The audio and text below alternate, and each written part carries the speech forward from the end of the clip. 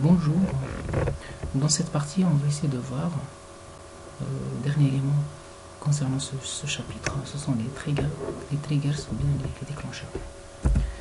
Donc on va essayer de voir la définition, l'utilité des triggers ou bien les déclencheurs, la structure d'un trigger et puis quelques exemples explicatifs. Alors une définition, pour ne pas tarder dans la définition, donc un trigger il permet de spécifier la réaction du système d'information lorsqu'on touche à ces données. Donc concrètement il s'agit de définir un traitement, c'est-à-dire un bloc PLSQL à réaliser lorsqu'un événement survient. Et donc les déclencheurs, ce sont des actions, un ensemble d'actions déclenchées automatiquement lorsqu'une condition se trouve satisfaite après, bien sûr, l'apparition d'un événement. Et donc, selon cette définition, on comprend qu'un déclencheur n'est qu'une règle ECA. EC, c'est-à-dire événement, condition et puis action. Alors, l'événement, c'est une mise à jour ou suppression, insertion. Donc, que ce soit update, ou bien delete, ou bien insert. Suite à ces différentes clauses, on peut déclencher un déclencheur. Alors, ce déclencheur, il est exécuté plutôt suite à une condition. Alors, une condition, c'est quoi? C'est une fonction logique vraie ou fausse. Donc, elle est optionnelle. Donc, on peut ne pas avoir des conditions dans des triggers. C'est-à-dire, elle se déclenche automatiquement sans condition.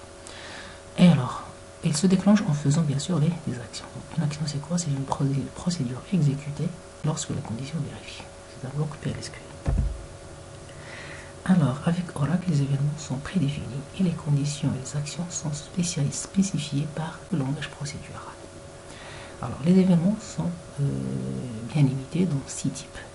Alors que ce soit before insert ou bien after insert, before ou after update ou bien before ou after delete. Donc, suite à ces 3 clauses LND.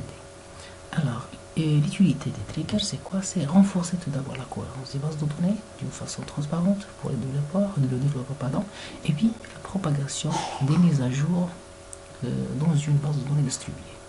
Et bien sûr, ça renforce aussi la sécurité de la base.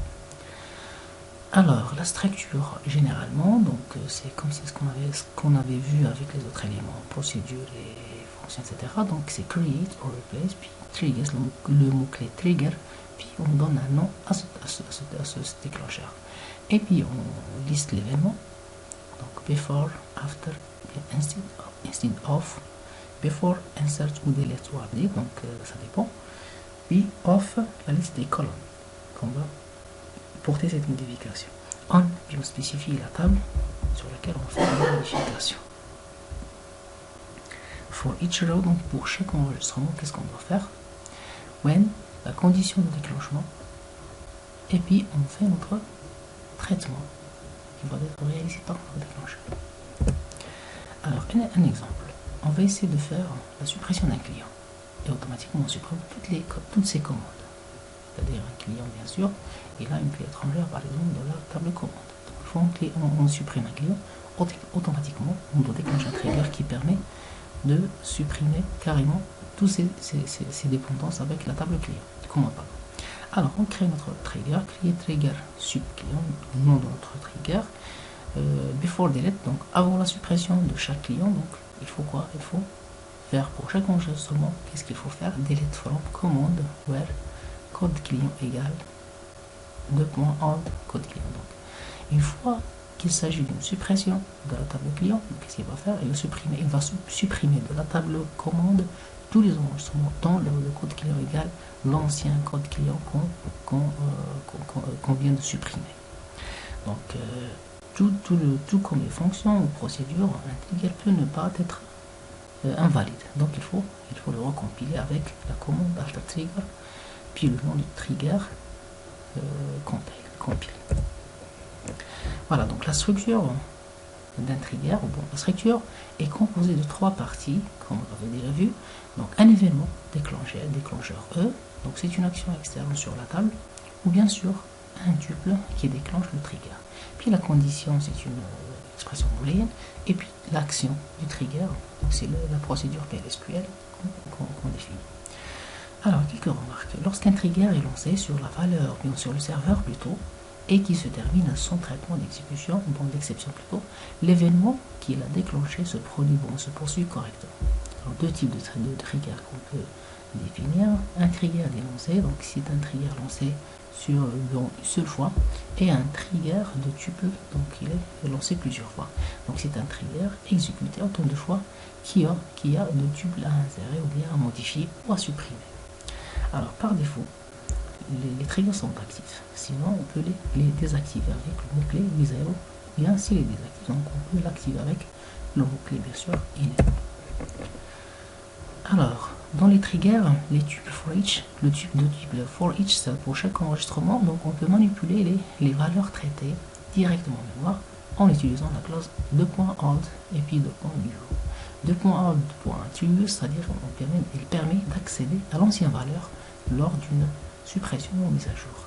Et bien sûr, par contre, new.attribute permet l'accès à la valeur en cours, la nouvelle valeur à insérer ou bien mise à jour. Donc on ne peut pas l'utiliser avec la clause delete. Exemple, on va essayer de faire un trigger qui permet de supprimer, sauvegarder dans la table journal, par exemple. Voilà, donc create, voilà, donc on crée notre trigger qui s'appelle suppression de line dans la table produit, et pour chaque enregistrement, qu'est-ce qu'on fait? Un insert dans la table journal. Qu'est-ce qu'on va insérer? L'ancienne valeur des champs qui vont être supprimés. Et comme ça, on garde l'historique de tout ce qu'on avait supprimé, si jamais on peut mais on veut les sauvegarder. Bon, un exemple pour bien éclaircir un peu cette notion-là. Donc, lorsqu'une augmentation plutôt du prix unitaire d'un produit tenté, donc il faut limiter l'augmentation à 10% du prix en cours. Donc, il faut borner la limitation ou l'augmentation des prix. Voilà, donc on crée notre curseur, plutôt notre trigger. Before update, une fois qu'on porte une mise à jour au champ prix de la table produit, pour chaque enregistrement, qu'est-ce qu'on fait? Donc on fait un test. Est-ce que la nouvelle valeur qu'on doit saisir, qu'on a entrée, est-ce qu'elle est supérieure à l'ancienne valeur multipliée par 1,1, c'est-à-dire augmentée par 10%? Si oui, donc cette condition est vraie, donc on doit agir sur le nouveau prix et le modifier, le forcer à une augmentation de 10%. Bon, pour éclaircir cet exemple-là, supposons qu'on a, par exemple, le nouveau prix qu'on va saisir, c'est 15,99. Et donc, qu'est-ce qu'il va faire normalement? Il va comparer 15,99 à quoi? À 11 multiplié par 1,1. Est-ce que c'est supérieur? Dans ce cas-là, il est supérieur. Qu'est-ce qu'il va faire? Il va la forcer. Il va la forcer à 12,1, qui est égal à quoi? À l'ancien prix, 11 multiplié par, mais augmenté par 10%. Et donc là, normalement, c'est une tentative de fraude, s'il vous plaît. Alors, un deuxième exemple, explicatif bien sûr. Donc, on va utiliser un trigger pour le maintien d'une contrainte d'intégrité, par exemple dynamique. Donc, empêcher une augmentation d'un prix unitaire d'un produit au-delà de 10% du prix en cours. Donc, si on a une augmentation qui est supérieure au prix ou bien à l'augmentation permise, qui est 10%, qu'est-ce qu'on va faire?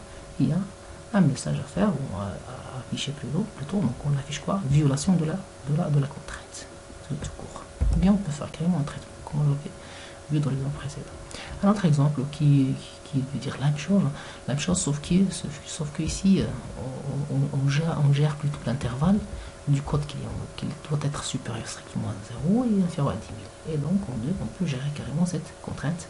Et donc, pour chaque enregistrement, qu'est-ce qu'on fait? Il faut que le nouveau code doit être, si par exemple, si le nouveau code est inférieur à 0 ou bien supérieur à 10 000, donc, voilà le numéro de client incorrect. Donc, on a dépassé l'intervalle permis. Un quatrième exemple qui va dans le même sens. Alors, lors d'un achat, donc la quantité commandée normalement d'un produit peut dépasser la quantité en stock, et donc il faut afficher un message. Voilà, donc on crée notre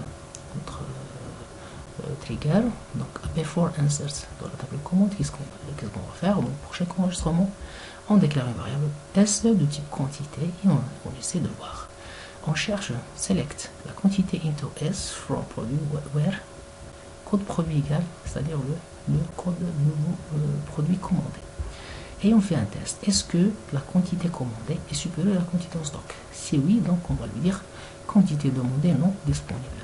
Voilà, donc c'est grosso modo un petit aperçu sur les triggers avec l'utilisation. Et donc, j'espère bien qu'à travers ces exemples-là, la notion est très claire. Donc, un trigger, normalement, il peut être déclenché automatiquement ou bien suite à une condition.